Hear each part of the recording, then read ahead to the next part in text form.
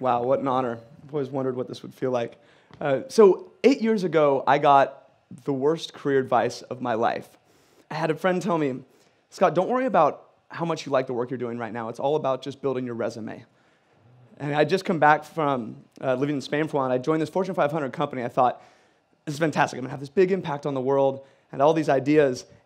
And within about 2 months, I noticed at about 10 a.m. every morning, I had this strange urge to want to slam my head through the monitor of my computer. I don't know if anyone's ever felt that.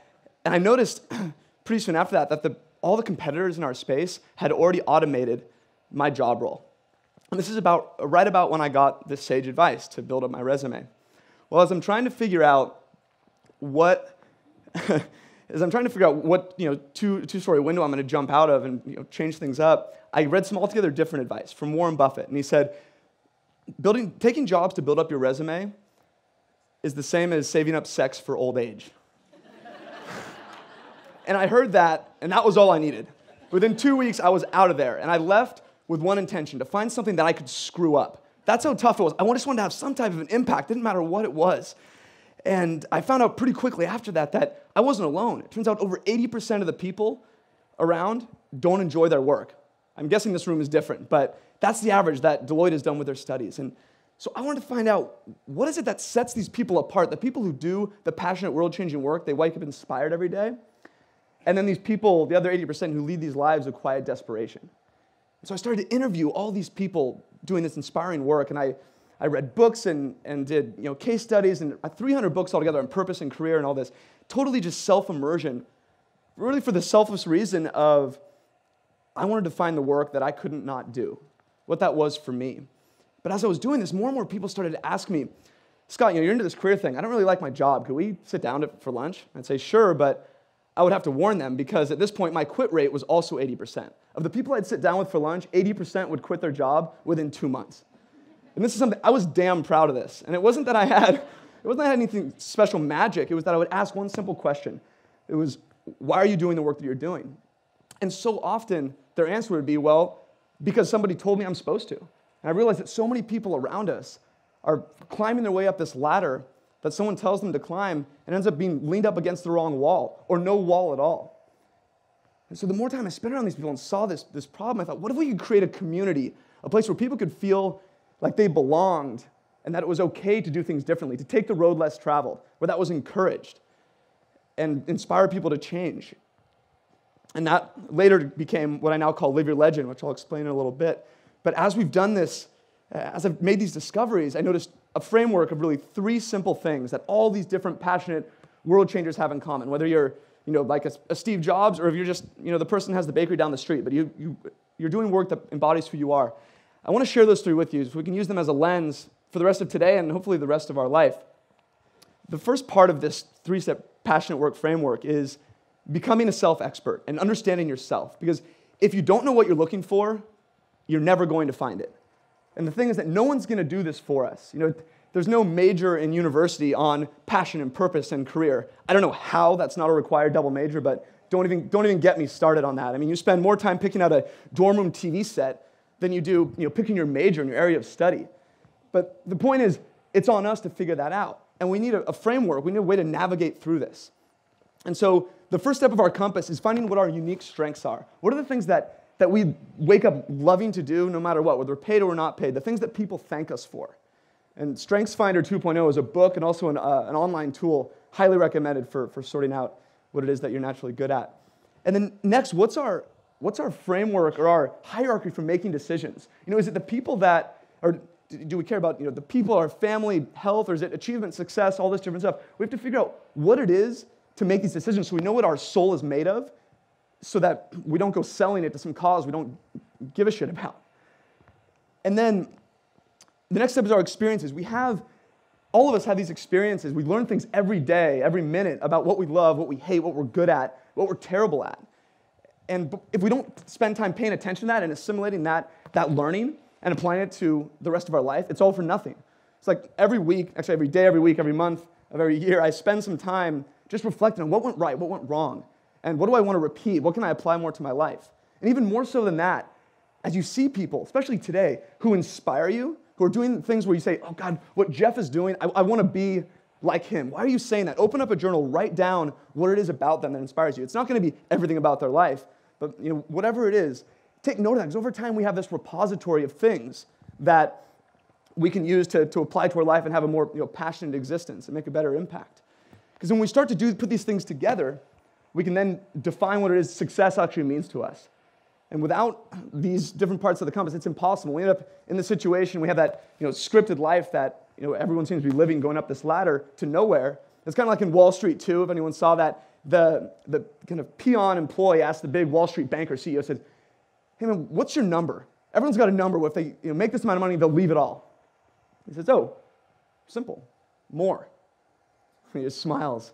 And it's the sad state of most of the people that haven't spent time understanding what actually matters to them. We just keep reaching for something that doesn't mean anything to us, but we're doing it because everyone said we're supposed to. But once we have this framework together, we can start to identify things that make us come alive. Before this, a passion could come and hit you in the face. Or maybe in your possible life work, you might throw it to the side because you don't have a way of identifying it. But once you do, you can see something that says, it's congruent with my strengths, my values, who I am as a person. So I'm going to grab a hold of this, I'm going to do something with it, and I'm going to pursue it and try and make an impact with it. And Live Your Legend and the movement we've built wouldn't exist if I didn't have this compass to identify, wow, this is something I want to pursue and make a difference with. So if we don't know what we're looking for, we're never going to find it. But once we have this framework, this compass, then we can move on to what's next. And that's not me up there. But doing the impossible and pushing our limits. Because there's two reasons why people don't do things. One is because they tell themselves they can't do them. Or the other is people around them tell them they can't do them. Either way, we start to believe it, and either we give up or we never start in the first place. The thing is, everything was impossible until somebody did it.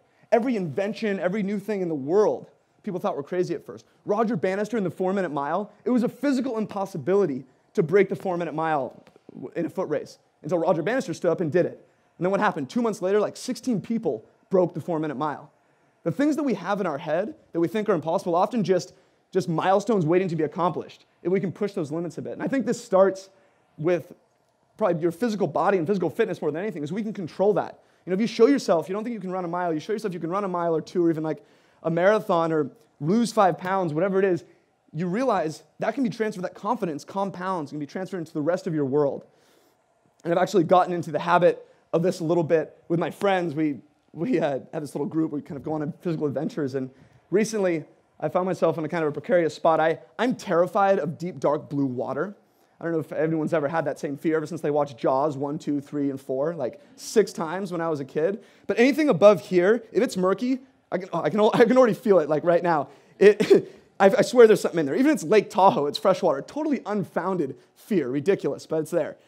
Anyway, 3 years ago, I find myself on this tugboat right down here in the San Francisco Bay. It's a rainy, stormy, windy day, and people are getting sick on the boat, and I'm sitting there wearing a wetsuit. And I'm looking out the window in pure terror and thinking I'm about to swim to my death. I'm going to try and swim across the Golden Gate. And my guess is some people in this room might have done that before. And I'm sitting there, and my buddy Jonathan would talk me into it. He comes up to me, and he could see the state I was in. And he comes up and says, "Scott, hey man," he's like, "what's the worst that can happen?" He's like, "You're wearing a wetsuit, you're not going to sink." He's like, "and if you can't make it, just hop on one of the 20 kayaks. Plus, if there's a shark attack, why are they going to pick you over the 80 people that are in the water?" I said, "Oh, thanks, that helps." He's like, "No, but really, just have fun with this." He's like, "Good luck." And he dives in, swims off. I'm like, okay. It turns out the pep talk totally worked. I just felt this total feeling of calm. And I think it was because Jonathan was 13 years old. And of the 80 people swimming that day, 65 of them were between the ages of 9 and 13. Think for a second how you would have approached your world differently. If at 9 years old, you found out you could swim 1.5 miles in 56-degree water from Alcatraz to San Francisco. What would you have said yes to? What would you have not given up on? What would you have tried? As I'm finishing this swim, I get to Aquatic Park, and I'm getting out of the water, and of course, half the kids already finished, so they're cheering me on, and they're all excited, and I got total popsicle head, if anyone's ever swam in the bay, and I'm trying to just thaw my face out, and I'm watching people finish, and I see this one kid, something didn't look right. He's just flailing like this, and he's barely able to sip some air before he slammed his head back down, and I noticed other parents were watching too, and I swear they were thinking the same thing I was. This is why you don't let 9-year-olds swim from Alcatraz. And I mean, this was not fatigue. All of a sudden, two parents run up, they grab him, and they put him on their shoulders, and they're dragging him. He's just dragging like this, and I mean, totally limp.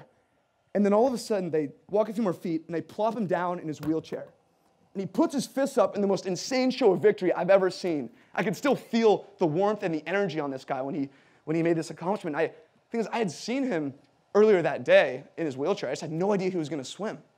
I mean, where is he going to be in 20 years? How many people told him he couldn't do that he would die if he tried that?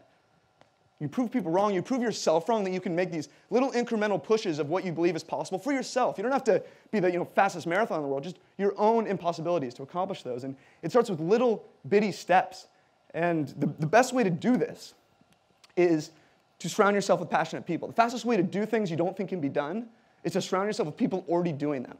There's this quote by Jim Rohn, and it says, "You are the average of the 5 people you spend most time with." And there is no bigger life hack in the history of the world from getting where you are today to where you want to be than the people you choose to put in your corner. They change everything. And it's a proven fact. In 1898, Norman Triplett did this study with a bunch of cyclists. And he would measure their times around a track in a group and also individually. And he found that every time the cyclists in a group would cycle faster. And it's been repeated in all kinds of walks of life since then. And it proves the same thing over and over again, that the people around you matter. And an environment is everything. But it's on you to control it, because it can go both ways. With these 80% of people who don't like the work they do, that means most people around us, not in this room, but around everywhere else, are encouraging complacency and keeping us from pursuing the things that matter to us. So we have to manage those surroundings.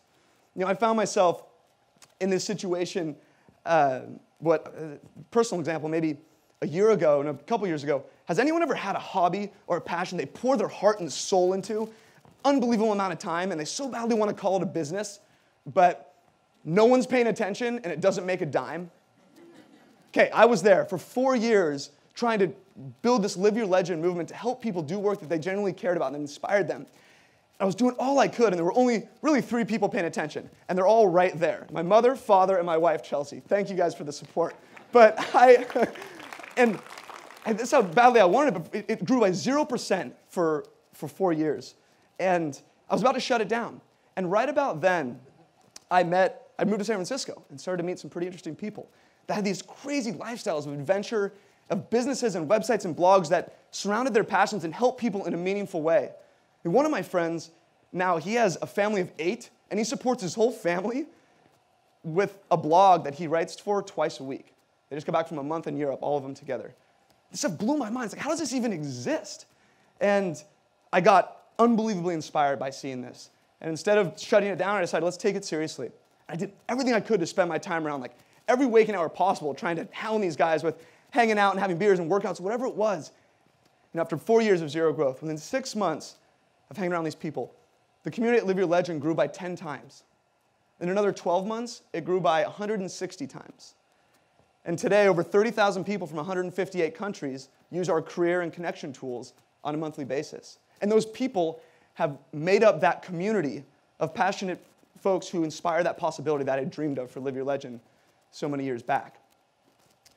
The people change everything. And this is why, you asked what was going on. Well, for 4 years, I knew nobody in this space. And I didn't even know it existed, that people could do this stuff and you could have movements like this. And then all of a sudden, I'm over here in San Francisco, and everyone around me is doing it. It became normal. So my thinking went from, how could I possibly do this, to how could I possibly not? And right then, when that happens, that switch goes on in your head, it ripples across your whole world. And without even trying, your standards go from here to here. You don't need to change your goals or anything. You just need to change your surroundings. That's it. And that's why I love being around this whole group of people, why I go to every TED event I can and watch them on my iPad on the way to work, whatever it is, because this is the group of people that inspires possibility. We have the whole day to spend together and plenty more. Sum things up in terms of these 3 pillars. They all have one thing in common more than anything else. They are 100% in our control. No one can tell you you can't learn about yourself. No one can tell you you can't push your limits and learn your own impossible and push that. No one can tell you you can't surround yourself with inspiring people or get away from the people who bring you down. You can't control a recession. You can't control getting fired or getting in a car accident. Most things are totally out of our hands. These 3 things are totally on us. And they can change our whole world if we decide to do something about it.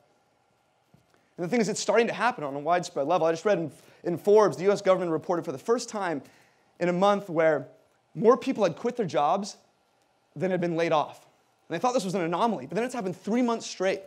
In a time where people claim it's kind of a tough environment, people are pretty much giving a middle finger to this scripted life. The things that people say you're supposed to do in exchange for things that matter to them and do the things that inspire them. And the thing is, people are waking up to this possibility that really the only thing that limits the possibility now is imagination. That's not a cliche anymore. Like, I don't care what it is that you're into, what passion, what hobby. If you're into knitting, you can find someone who is killing it knitting, and you can learn from them. It's wild. And that's what this whole day is about, to learn from the folks speaking, and what we profile these people and live your legend every day, because it shows people, when ordinary people are doing the extraordinary, and when you can be around that, it becomes normal. And this isn't about being, Gandhi or Steve Jobs doing something crazy. It's just about doing something that matters to you and makes an impact that only you can make. Speaking of Gandhi, he was a recovering lawyer, as I've heard the term. And he was called to a greater cause, something that mattered to him he could not do. And he has this quote that I absolutely live by. First they ignore you, then they laugh at you, then they fight you, and then you win. Everything was impossible until somebody did it. You can either hang around the people who tell you it can't be done until you're stupid for trying, or surround yourself with the people who inspire possibility. The people who are in this room. Because I see it as our responsibility to show the world that what's seen as impossible can become that new normal. And that's already starting to happen. For us to do the things that inspire us so we can inspire other people to do the things that inspire them. But we can't find that unless we know what we're looking for. We have to do our work on ourselves, be intentional about that, and make those discoveries. Because I imagine a world where 80% of people love the work they do. I mean, what would that look like? What would the innovation be like? How would you treat the people around you? Things would start to change. And as we finish up, I have just one question to ask you guys, and I think it's the only question that matters. And it's, what is the work you can't not do? Discover that. Live it. Not just for you, but for everybody around you. Because that is what starts to change the world. What is the work you can't not do? Thank you, guys.